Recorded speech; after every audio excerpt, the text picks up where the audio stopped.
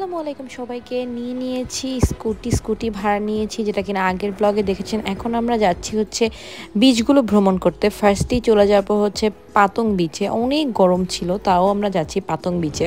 এত গরম যে বলার মতো না। আর অনেক রোদ ছিল, তো এই ক্যাবটা কিনে ফেলছি রোদ থেকে বাঁচার জন্য। তাও কতখানি বাঁচবো আমি জানি না। আর এই স্যার এখন এই দিন দুপুরবেলা হচ্ছে বিচে যাবে। সে আমার সাথে বলতেছে আসছি, যদি না ঘুরে তাইলে কেমন হলো। আর আমি হচ্ছে গরমের জন্য আর কালো হয়ে যাবো, এইটার জন্য হচ্ছে প্যারায় আছি। তা কিভাবে বলতে যদি আসবে লাগবে না তো পড়া, লাগবে উড়ে যাবো। উড়ে যাবে। না না, এটা তো এখানে বাধা আছে। আরে না না, আল্লাহ, পাগলা পাগলা লাগতেছে। আমরা যে হোটেলে ছিলাম সেই হোটেল থেকে পাতং বিচে যেতে আমাদের মাত্র 4 থেকে 5 মিনিট লেগেছে। এই চলে আসছি হচ্ছে আমরা পাতং বিচের কাছে, এবং আমরা এখন স্কুটিটা রাখবো, রেখে এরপর যাব বিচে। এত গরম ছিল, প্রায় 11টা থেকে 12টার দিক ছিল, সো অনেক গরম ছিল। আমরা রোজাও ছিলাম।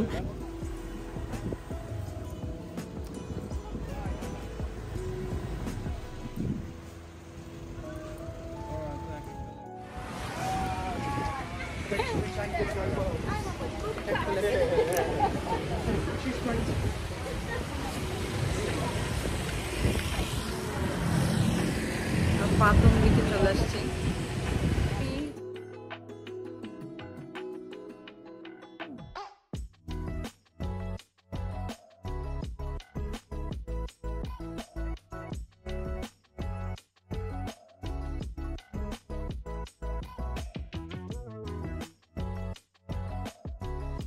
এটা ছিল পাতং বিচ। আমরা যে টাইমে আসছিলাম এই টাইমে অতটা ভিড় ছিল না, যেহেতু একটু সকাল দিকে ছিলাম, বাট সামনের দিকে একটু ভিড় ছিল। আমরা এমন জায়গায় দাঁড়িয়েছিলাম যেখানে আসলে ভিড়টা কম থাকে।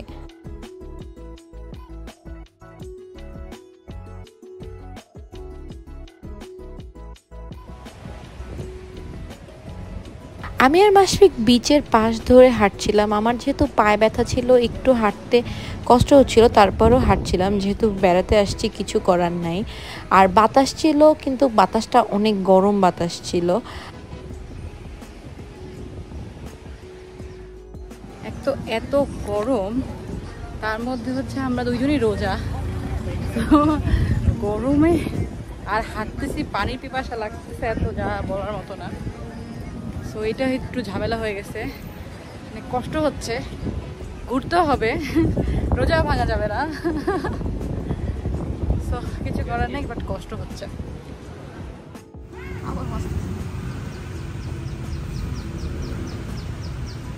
এই জিনিসটা আমার পা ব্যথাটা অনেকটাই রিলিফ দিয়েছে। এটা পরে আসলে হাঁটতে একটু কম ব্যথা করতো। আর মাশফিকও এই জন্য সবসময় খেয়াল রাখতো যে এটা আমি পরে আছি কিনা। আর এত ব্যথা ছিল পায়ে, যেহেতু তার কারণে আমি আসলে অন্য কোনো জুতাই পরতে পারিনি, শুধু এই ক্রক্সটা পরেই ঘুরছি। আমি এত রোদ অপছন্দ করি। আর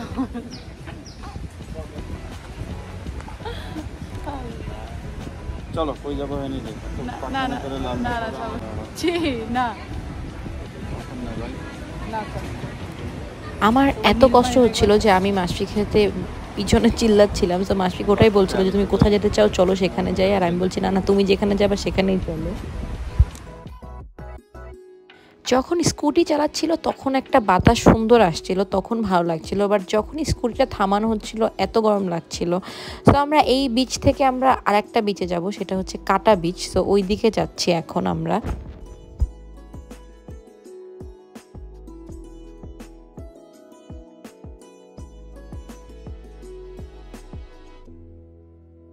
না এই মাছ দিয়ে তো বিপদে পড়বো।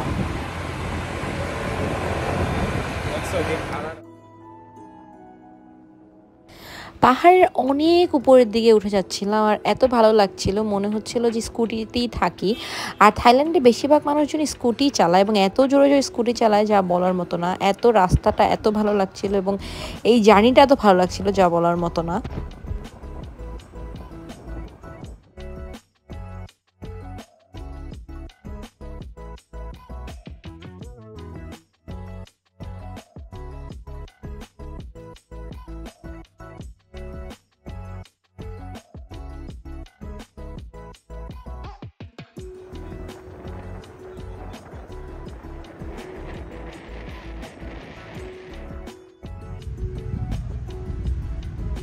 আমরা চলে আসছি আর একটা বিচে, এটার নাম মেবি কাটা বিচ ছিল। আর এই বিচটার পানিটা পাতং বিচের থেকে একটু নীল ছিল, সো এটা ভালো লাগছিল।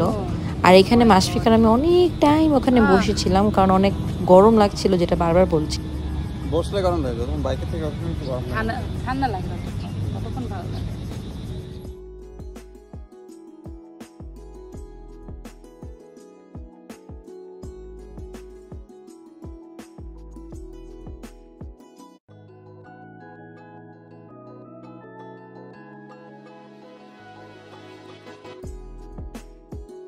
এবার আমরা আরও উঁচুতে উঠছিলাম, এত উঁচু উঁচু খাড়া খাড়া পাহাড়, সেখান থেকে ভিতর থেকে রাস্তা ভালো লাগছিল এবং পাশাপাশি অনেক গাছপালা ছিল, সো ওটা অনেক সুন্দর লাগছিল।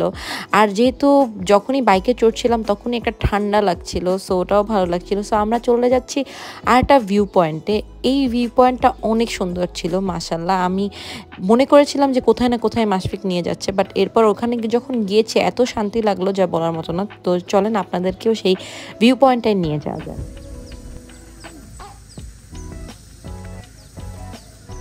এই জায়গা থেকে পুরো ফুকেট শহরটা দেখা যায় এবং যে কয়টা বিচে আমরা ঘুরে আসছি সেই কয়টা বিচ দেখা যায়। এটা অনেক উঁচুতে এবং পুরো শহরটা দেখা যাচ্ছে এখান থেকে, এত ভালো লাগছিল এবং সবুজ আর সবুজ, যা বলার মতো না।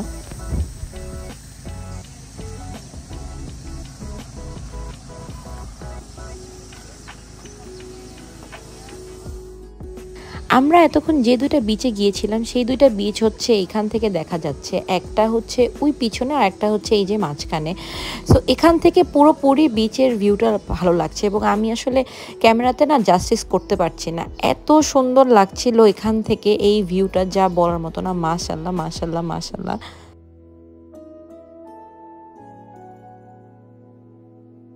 আমি বসে বসে দেখছিলাম এবং এখানে একটা ইন্ডিয়ান ফ্যামিলি মাসফিককে বলে একটু ছবি তুলে দিতে, সো ওইটাই মাসফিক করছে।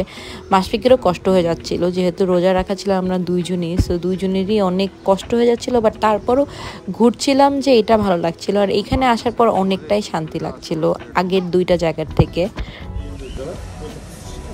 গরমে পাগল হয়ে যাচ্ছে, কিন্তু এত সুন্দর জায়গা, আশেপাশে ওনারা ঝগড়া বাজাইছে, কি হয়েছে তা তো বলতে পারি না। তোমারই আমি গালি দিতেছি মনে করো বাংলায়, বুঝতে পারছো? কারা মাইর খাবে? আমরা? ভয় পাইছো? পিছনের এই কাপলটা অনেক ঝগড়াঝাটি শুরু করে দিয়েছিল এবং কোন ভাষায় তারা ঝগড়া করতেছে কিছুই বুঝতেছি না। তো মাসি বলতেছে চলো চলো, ওনারা ঝগড়াঝাটি করছে, একটু পরে মারামারি শুরু করে দেবে, এর আগেই চলো। আর এখানে হচ্ছে আমার পায়ে যেহেতু ব্যথা, এই জন্য মাসিক আমাকে হেল্প করছে।